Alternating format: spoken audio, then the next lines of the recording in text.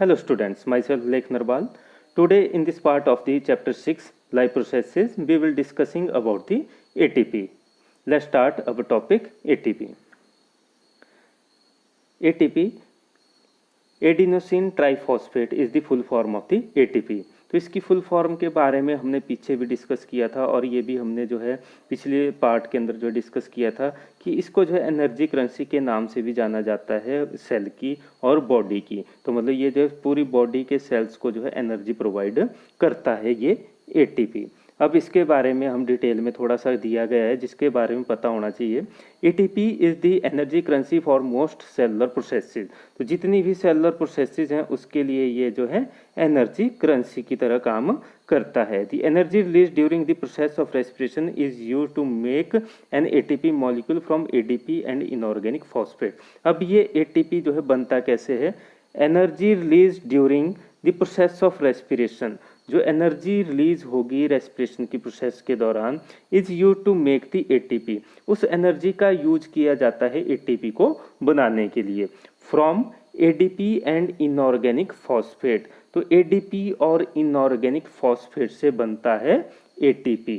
तो ADP plus phosphate ये मिलके बनाएंगे किसको? एटीपी को। तो ये एनर्जी रिलीज होगी जब रेस्पिरेशन की प्रोसेस के दौरान, तब ये फॉर्म होता है। तो इसको शो कर रखा है यहाँ पर एडीपी प्लस फॉस्फेट, ये आ गया हमारे पास एडीपी, ये आ गया इनऑर्गेनिक फॉस्फेट, ये दोनों मिलके क्या बना रहे हैं? एटीपी को ये फॉर्म कर रहे हैं। ये हमारे पास जो है एटीपी बन गया। तो ये पी जो सिंबल दे रखा है it denote the inorganic phosphate, तो ये इनऑर्गेनिक फॉस्फेट को जो है डिनोट करता है। Endothermic process in the cell then use the ATP to derive the reaction. तो एंडोथर्मिक रिएक्शन जो है सेल के अंदर होते हैं और जो है फिर उसके बाद जो है एटीपी का यूज किया जाता है एनर्जी को ड्राइव करने के लिए।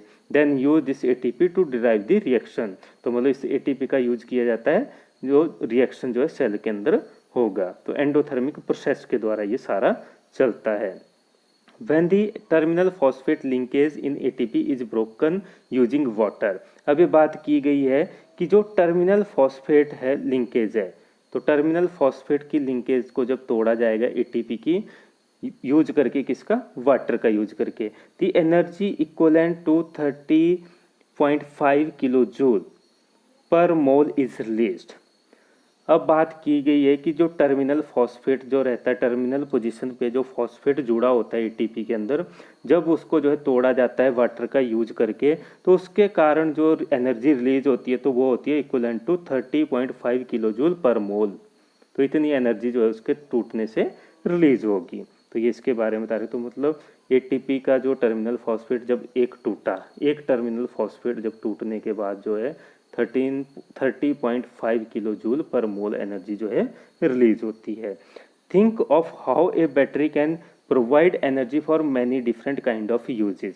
अब ये सोचने की बात है कि एक बैटरी जो हम यूज करते हैं तो वो कितने डिफरेंट काइंड्स के यूजेस के लिए जो है एनर्जी प्रोवाइड करती है। तो मतलब अलग अलग कामों के लिए हम उससे जो है एनर्जी लेते हैं एक बैटरी से। अगर हम बात करें तो बैटरी का यूज जो है ये आगे बता रखा है, it can be use to obtain mechanical energy, तो मैकेनिकल एनर्जी उससे ली जाती है। लाइट एनर्जी टॉर्च वगैरह में यूज किया जाता है। इलेक्ट्रिकल एनर्जी को जनरेट करने के लिए उसका यूज किया जाता है बैटरी का। इस तरीके से बहुत सारे कामों के लिए जो है एक बैटरी का यूज किया जाता है। Similarly ATP can be used in the cell for the contraction of muscle. तो जैसे एक बैटरी जो है एनर्जी प्रोवाइड करती है डिफरेंट वर्क्स के लिए, तो उसी तरीके से ये जो एटीपी होता है वो भी बॉडी के अंदर डिफरेंट सेल्स के अंदर जो है एनर्जी को प्रोवाइड करता है। और डिफरेंट वर्क जो सेल्स के अंदर चल रहे होते हैं, डिफरेंट एक्टिविटी जो सेल के अंदर चली होती हैं, तो उनको एनर्जी प्रोवाइड करने में हेल्प करता है, कि बैटरी की तरह काम करता है। तो ATP can be used in the cell for the contraction of the muscle. तो सेल के अंदर जो है एटीपी का यूज किया जाता है मसल की कॉन्ट्रैक्शन के लिए, प्रोटीन सिंथेसिस के लिए, conduction of the nerve impulses, तो नर्व इम्पल्सिस की कंडक्शन के लिए, और मैनी अदर एक्टिविटी, और भी बहुत सारी एक्टिविटी के लिए जो है एटीपी का यूज किया जाता है। तो इस तरीके से ये मतलब जो है जैसे बैटरी जो है एनर्जी प्रोवाइड करती है, उसी तरीके से ये एटीपी भी क्या करता है? एनर्जी प्रोवाइड करता है बॉडी को for performing different kind of function. तो ये तो था एटीपी के बारे में। तो ये जो है कई बार जो है पिछले पार्ट में भी बताया था मैंने कि ये कई बार जो इसकी फुल फॉर्म जो है एग्जाम के अंदर पूछी जाती है। अब इसमें एडीपी के बारे में भी हमने पढ़ा। तो एडीपी की फुल फॉर्म है एडिनोसिन डाईफॉस्फेट। तो इसमें जो है सिमिलर है, टी और डी का फर्क है। एडिनोसिन ट्राइफॉस्फेट है एटीपी की फुल फॉर्म, एडिनोसिन डाईफॉस्फेट है एडीपी की फुल फॉर्म। अब हम आगे कंटिन्यू करते हैं इसके अंदर। Since the aerobic respiration pathway depend on oxygen, aerobic organism need to ensure that there is sufficient intake of oxygen. अब ये बात की गई है कि एरोबिक जो पाथवे रहता है हमारे पास वो डिपेंड करता है ऑक्सीजन के ऊपर। जितने भी एरोबिक ऑर्गेनिज्म है, जैसे ह्यूमन है, हम लोग, काऊ है, वो फैलो है, और कोई एरोबिक ऑर्गेनिज्म है, तो वो जो है मेनली डिपेंड करते हैं ऑक्सीजन के ऊपर। Aerobic organism need to ensure that there is sufficient intake of oxygen. तो एरोबिक ऑर्गेनिज्म ये एंश्योर करते हैं कि वो सफिशिएंट अमाउंट में ऑक्सीजन को अपनी बॉडी के अंदर लें। तो सांस जो हम लेते हैं, अंदर जो एयर जाती है, तो उसमें हम ये एंश्योर कर लेते हैं कि सफिशिएंट अमाउंट में ऑक्सीजन हमारी बॉडी को मिल पाए, ताकि जो एक्टिविटी है, जो प्रोसेसेस चल रही हैं, जो रिएक्शन बॉडी के अंदर चल रहे हैं, तो वो कंप्लीट हो सकें। We have seen that plants exchange gases through stomata. अब बात कर रहे हैं प्लांट की, तो हमने देखा है कि प्लांट्स के अंदर जो है गैसेस का एक्सचेंज किसके थ्रू होता है? स्टोमेटा के थ्रू जो है उसमें गैसेस एक्सचेंज होता है प्लांट्स के अंदर। And the large intercellular spaces ensure that all cells are in contact with air. और जो सेल के अंदर जो लार्ज इंटरसेलुलर स्पेसेस होते हैं, अब सेल की बात की गई है प्लांट के सेल की, तो प्लांट के सेल के अंदर जो लार्ज इंटरसेलुलर स्पेसेस होते हैं वो ये एंश्योर करेंगे कि हर सेल जो है कांटेक्ट में रहे एयर के। तो प्लांट के अंदर गैसेस का एक्सचेंज किसके थ्रू होता है? स्टोमेटा के थ्रू। और प्लांट के अंदर जो इंटरसेलुलर स्पेसेस होते हैं वो ये एंश्योर करते हैं कि हर एक सेल जो है कांटेक्ट में रहे एयर के। Carbon dioxide and oxygen are exchanged by diffusion here. तो प्लांट के अंदर जो कार्बन डाइऑक्साइड और जो ऑक्सीजन है वो उसका एक्सचेंज किसके थ्रू होता है? डिफ्यूजन की प्रोसेस के थ्रू होता है। तो जो प्रोसेस है जो कार्बन डाइऑक्साइड और जो है ऑक्सीजन का एक्सचेंज करती है वो कौन सी है? डिफ्यूजन की प्रोसेस है। तो डिफ्यूजन के थ्रू जो है उनमें क्या होता है? एक्सचेंज होता है कार्बन डाइऑक्साइड और गैसेस का, कार्बन डाइऑक्साइड और ऑक्सीजन जैसी गैसेस का। और जो ऑर्गन है जो एक्सचेंज में हेल्प करता है वो कौन सा है? स्टोमेटा। अब आगे इसमें हम कंटिन्यू करते हैं आगे। They can go into cells और away from them and out into the air. तो ये जो ऑक्सीजन और कार्बन डाइऑक्साइड है तो वो सेल के अंदर भी जाती हैं या अवे फ्रॉम द सेल। तो ये जो है अवे जो है सेल से भी मतलब बाहर भी निकलती हैं, away from them and out into the air. तो मतलब सेल के अंदर भी जाएंगी ये गैसेस जो हैं और सेल से बाहर भी निकलेंगी हवा में, एयर के अंदर। The direction of diffusion depend upon the environmental condition. तो हमें प्लांट की बात कर रहे हैं, तो जो डायरेक्शन है डिफ्यूजन का, तो डिफ्यूजन के थ्रू ये प्रोसेस चली हुई है। तो मतलब ये जो डायरेक्शन है डिफ्यूजन की वो डिपेंड करेगी एनवायरमेंटल कंडीशन के ऊपर और रिक्वायरमेंट ऑफ द प्लांट, कि कितनी रिक्वायरमेंट है प्लांट की, उसी हिसाब से वो डिफ्यूजन की प्रोसेस को करेगा स्टोमेटा के थ्रू। तो प्लांट के अंदर स्टोमेटा ऑर्गन है जिसके थ्रू जो है एक्सचेंज होता है गैसेस का, जो ऑक्सीजन और कार्बन डाइऑक्साइड का एक्सचेंज होगा एनवायरनमेंट के अंदर और जो है और प्लांट के अंदर। और जो है दूसरा इसमें बात की गई कि जो डायरेक्शन है डिफ्यूजन की, तो मतलब वो प्रोसेस कौन सी है? डिफ्यूजन है, जिसके थ्रू जो है एक्सचेंज होता है गैसेस का प्लांट्स के अंदर। और ये जो डिपेंड करता है डिफ्यूजन जो है एनवायरनमेंट की कंडीशन के ऊपर और रिक्वायरमेंट ऑफ द प्लांट। तो एनवायरमेंटल कंडीशन और रिक्वायरमेंट ऑफ द प्लांट, इन दो फैक्टर के ऊपर जो डिफ्यूजन की प्रोसेस डिपेंड करेगी। At night when there is no photosynthesis occurring, carbon dioxide elimination is the major exchange activity going on. अब रात के टाइम की बात कर रहे हैं। At night when there is no photosynthesis occurring, जब कोई फोटोसिंथेसिस नहीं होती है रात के टाइम में प्लांट के अंदर, carbon dioxide elimination is the major exchange activity going on. तो उस दौरान जो है कार्बन डाइऑक्साइड गैस जो है निकलती है। तो मतलब रात के टाइम में कोई फोटोसिंथेसिस प्लांट के अंदर नहीं होती है। इन जनरल हम बोले तो मतलब रात के टाइम में वो ऑक्सीजन रिलीज नहीं करेंगे, कार्बन डाइऑक्साइड को रिलीज करते हैं एनवायरनमेंट के अंदर। During the day carbon dioxide generated during respiration is used for photosynthesis. अब दिन की बात करें तो दिन में क्या होता है, during the day carbon dioxide generated during respiration, तो उस दौरान जो है कार्बन डाइऑक्साइड गैस जो है जनरेट होती है रेस्पिरेशन की प्रोसेस के द्वारा। इज यूज्ड फॉर फोटोसिंथेसिस, और उस कार्बन डाइऑक्साइड का यूज किया जाता है फोटोसिंथेसिस के लिए। Hence there is no CO2 release, और दिन के टाइम में कोई CO2 रिलीज नहीं होती है प्लांट के द्वारा। तो मतलब एनिमल जो है कार्बन डाइऑक्साइड रिलीज करते हैं तो वही रेस्पिरेशन के प्रोसेस के दौरान, तो उस कार्बन डाइऑक्साइड का यूज करेंगे ये प्लांट, और जो है फोटोसिंथेसिस कंटिन्यू करते हैं, और इस तरीके से जो है वो फिर दिन में जो है ऑक्सीजन रिलीज करते हैं प्लांट। तो रात को वो जो है फोटोसिंथेसिस नहीं करते हैं, इसलिए उनमें जो है कार्बन डाइऑक्साइड रिलीज होती है रात के टाइम में प्लांट्स के अंदर। दिन में जो है वो फोटोसिंथेसिस करते हैं और जो है कार्बन डाइऑक्साइड का यूज करते हैं, जो एनिमल के द्वारा रेस्पिरेशन की प्रोसेस के द्वारा रिलीज की जाती है उस कार्बन डाइऑक्साइड का यूज करके वो जो है क्या करेंगे, ऑक्सीजन को रिलीज करेंगे, और फोटोसिंथेसिस करने के बाद जो है ऑक्सीजन रिलीज होती है। Instead oxygen release is the major event at this time, तो इस टाइम जो है दिन के टाइम, कौन से टाइम में, दिन के टाइम में जो है ऑक्सीजन जो है रिलीज होना जो है एक मेजर इवेंट रहता है प्लांट्स के अंदर। अब ये तो थी प्लांट्स की बात। तो प्लांट में जो है रात के टाइम में प्लांट क्या करते हैं, मैक्सिमम प्लांट जितने भी होते हैं वो कार्बन डाइऑक्साइड रिलीज करते हैं, क्योंकि रात के टाइम में there is no photosynthesis occur in plants. और दिन के टाइम की बात करें तो रेस्पिरेशन के थ्रू जो कार्बन डाइऑक्साइड आती है उसको वो यूज करते हैं, और उस कार्बन डाइऑक्साइड को फोटोसिंथेसिस की प्रोसेस वो करते हैं उसका यूज करके, और जो है दिन के टाइम वो ऑक्सीजन रिलीज करते हैं। तो हम अगर इन जर्नल बोलें तो दिन के टाइम में ऑक्सीजन रिलीज करते हैं प्लांट, और रात के टाइम में कार्बन डाइऑक्साइड रिलीज करते हैं। अब आगे हम कंटिन्यू करते हैं इसके अंदर। अब इसमें एनिमल्स के बारे में थोड़ा सा, अब ये तो था प्लांट्स के बारे में हमने अभी डिस्कस किया, अब हम एनिमल के बारे में इसके अंदर डिस्कस करेंगे कि एनिमल जो है किस तरीके से जो है अपनी लाइफ प्रोसेसेस जो है, जो रेस्पिरेशन की प्रोसेस है वो कैसे करते हैं, कैसे ऑक्सीजन का एक्सचेंज और कार्बन डाइऑक्साइड का एक्सचेंज उनमें होता है। Animal have evolved different organ for the uptake of oxygen from the environment and for getting rid of carbon dioxide produce।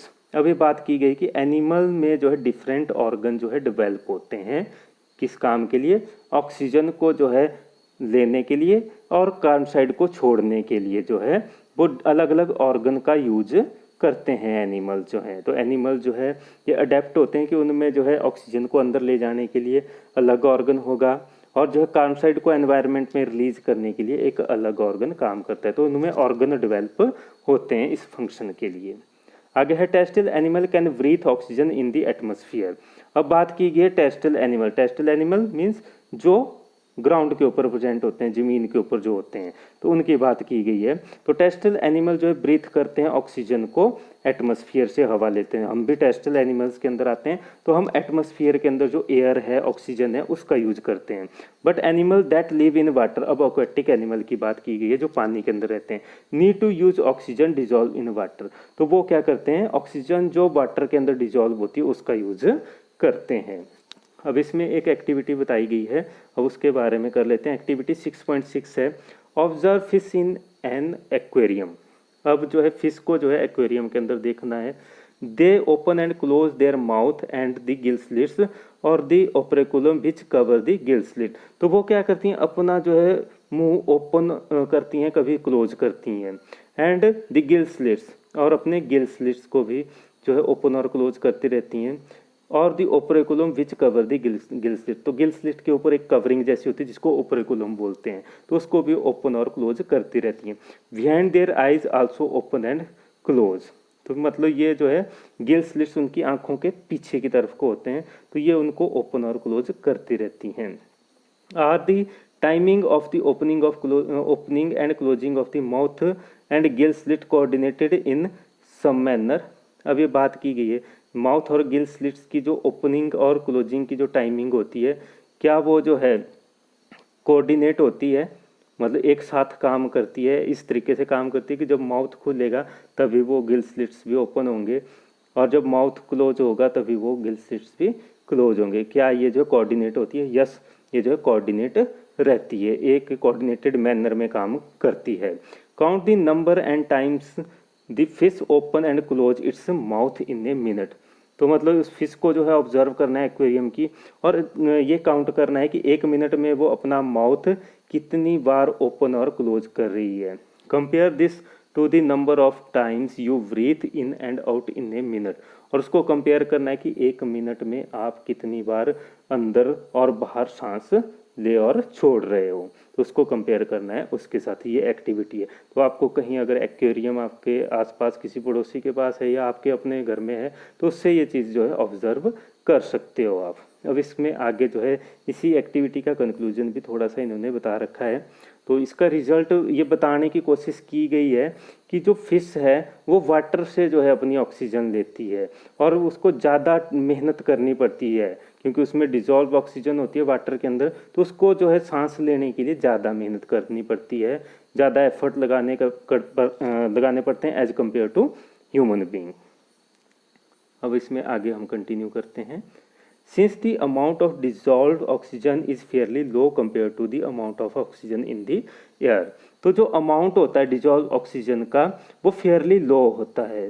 तो वाटर के अंदर जो डिजॉल्व ऑक्सीजन होती है बहुत कम होती है as compare to in the air. तो मतलब हवा के अंदर जो ऑक्सीजन का अमाउंट है वो ज़्यादा होता है। तो मतलब ये डिफरेंस है उसके अंदर, dissolve oxygen is fairly low compare to the amount of oxygen in air. तो एयर के अंदर जो अमाउंट है वो ज़्यादा रहता है ऑक्सीजन का, जबकि ऑक्सीजन के अंदर वाटर के अंदर ऑक्सीजन का अमाउंट कम रहेगा। The rate of breathing in aquatic organism is much faster than that seen in terrestrial organism.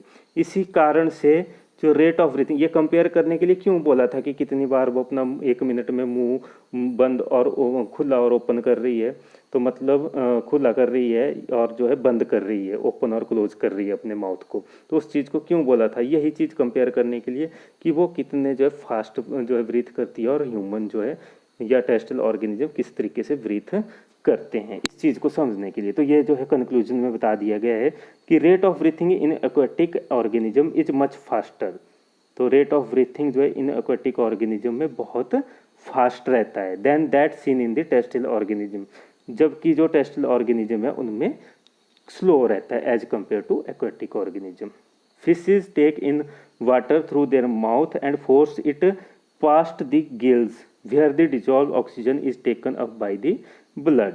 तो फिशेज क्या करती हैं, टेक इन वाटर, तो मतलब अपने मुंह से वाटर को अंदर लेती हैं, and force it pass the gills, और उसको फोर्स करती हैं कि वो गिल में से पास हो, गिल्स जो हैं तो उनमें से गिल्स लिस्ट में से पास करे वो। Where the dissolve oxygen is taken up by the blood, और गिल्स लिस्ट में जो है वो ऑक्सीजन जो होती है वो ब्लड के अंदर जो है ब्लड के द्वारा ले ली जाती है, ब्लड तक पहुंचा दी जाती है। तो डिजॉल्व ऑक्सीजन जो है ब्लड के अंदर ले ली जाती है फिश के द्वारा। इस तरीके से ये ज़्यादा एनर्जी का यूज करते हैं और जो है ज़्यादा जो है फास्ट इनके अंदर ब्रीथिंग होती है डिजॉल्व ऑक्सीजन को लेने के लिए। अब आगे कंटिन्यू करते हैं इसके अंदर। Terrestrial organism use the oxygen in the atmosphere for respiration. जो टेरेस्ट्रियल ऑर्गेनिज्म होते हैं वो यूज करते हैं ऑक्सीजन का जो है एटमॉस्फेयर से, जो है मतलब रेस्पिरेशन के लिए जो ऑक्सीजन मिलेगी वो कहाँ से लेंगे, एटमॉस्फेयर से ले लेते हैं। This oxygen is observe by different organ in different animal. तो ये जो ऑक्सीजन जो वो एटमॉस्फेयर से लेते हैं वो डिफरेंट ऑर्गन के द्वारा जो है यूज की जाती है डिफरेंट एनिमल्स के अंदर। तो डिफरेंट एनिमल में डिफरेंट टाइप के ऑर्गन्स होते हैं जो इस ऑक्सीजन का यूज करते हैं। All these organ have a structure that increase the surface area. जितने भी ये स्ट्रक्चर होते हैं तो ये जो सरफेस एरिया को जो है बढ़ा देते हैं, which is in contact with the oxygen rich atmosphere, और जो कि एटमॉस्फेयर के साथ जो है ऑक्सीजन रिच एटमॉस्फेयर के साथ जो है कॉन्टैक्ट में रहता है, ताकि ज़्यादा से ज़्यादा उस सरफेस के ऊपर जो है ऑक्सीजन जो है वो रिसीव कर सकें। Since the exchange of oxygen and carbon dioxide has to take place across this surface, तो ये जो एक्सचेंज होता है ऑक्सीजन और कार्बन डाइऑक्साइड का ये उसी सरफेस के ऊपर होता है, जिस सरफेस से जो सरफेस जो है कांटेक्ट में रहता है ऑक्सीजन रिच एटमॉस्फेयर के, तो उसी सरफेस से जो है ये जो है क्या करता है, एक्सचेंज करता है दोनों गैसेस का, मतलब कार्बन डाइऑक्साइड और ऑक्सीजन का एक्सचेंज कहाँ पर होगा, उसी सरफेस के ऊपर होगा। This surface is very fine and delicate, और जहाँ पर एक्सचेंज होता है इन गैसेस का तो वो जो है बहुत ही फाइन होता है और डेलिकेट ऑर्गन होता है, जहाँ पर ये जो एक्सचेंज होगा गैसेस का। In order to protect this surface it is usually placed within the body, और उसको डेलिकेट होने का मतलब बहुत सॉफ्ट रहेगा, डेलिकेट ऑर्गन होता है, तो इसको जो है प्रोटेक्ट करने के लिए ये जो है कहाँ पर प्रेजेंट रहेगा, बॉडी के अंदर, विद इन दी बॉडी ये प्रेजेंट रहता है। तो हमारी बॉडी के अंदर ये प्रेजेंट रहेगा, ये सरफेस या ऑर्गन भी हम इसको बोल सकते हैं। So there have to be passages that will take air to this area, तो इसमें एक पासेज बनी होती है जो मतलब इस एयर को उस एरिया तक पहुंचाती है। अब इसमें जो है थोड़ा ह्यूमन बींग का अपना एग्जांपल लेके अगर मैं बताऊं तो हमारे में जो है विंड पाइप होती है, माउथ नोज के थ्रू जो है वो एयर को हम अंदर लेते हैं और वो जो है कहाँ पर पहुंचता है, लंग्स के अंदर पहुंचता है। तो ये लंग है जहाँ पर जो है लंग्स के अंदर जो है सरफेस एरिया जो है बढ़ा देता है ताकि ज़्यादा से ज़्यादा ऑक्सीजन उसके अंदर स्टोर हो सके, और जो है वहाँ पर ही जो है लंग्स के अंदर ही जो है ऑक्सीजन का जो है एक्सचेंज होता है। तो ये लंग्स जो है हमारे बहुत फाइन होते हैं और डेलिकेट टाइप के होते हैं। In addition there is mechanism for moving in air and out of this area where the oxygen is observed, तो इसमें एक मैकेनिज्म भी काम करता है जिसके थ्रू जो है जो ऑक्सीजन है वो अंदर और बाहर आती रहती है और ऑक्सीजन की जो है जो ऑब्जर्वेशन होती है इस एरिया के अंदर। तो ये मैकेनिज्म के थ्रू जो है ऑपरेट होता है सारी, तो एयर अंदर भी जाएगी और बाहर भी निकलेगी और ऑक्सीजन ऑब्जर्व भी की जाएगी उस एरिया के अंदर। तो ये था आज के लिए इतना ही। इसमें हमने थोड़ा टेरेस्ट्रियल ऑर्गेनिज्म के बारे में और एक्वेटिक ऑर्गेनिज्म की रेस्पिरेशन के बारे में डिस्कस किया। नेक्स्ट पार्ट में हम ह्यूमन बीइंग की रेस्पिरेशन के बारे में जो है थोड़ा सा इसमें एग्जांपल के थ्रू भी समझाया मैंने कि हमारे अंदर जो है पासेज के लिए जो है एक विंड पाइप बनी होती है जो फिर कनेक्ट रहती है उस सरफेस एरिया के साथ जहाँ पर गैसेस का एक्सचेंज होता है, तो वो सरफेस एरिया है लंग्स, और ये बहुत ही फाइन और डेलिकेट ऑर्गन होते हैं। तो ये जो है आज हमने इसमें किया टेरेस्ट्रियल और एक्वेटिक ऑर्गेनिज्म की रेस्पिरेशन के बारे में। कल हम जो है ह्यूमन बीइंग की रेस्पिरेशन के बारे में डिटेल में करेंगे नेक्स्ट वीडियो के अंदर।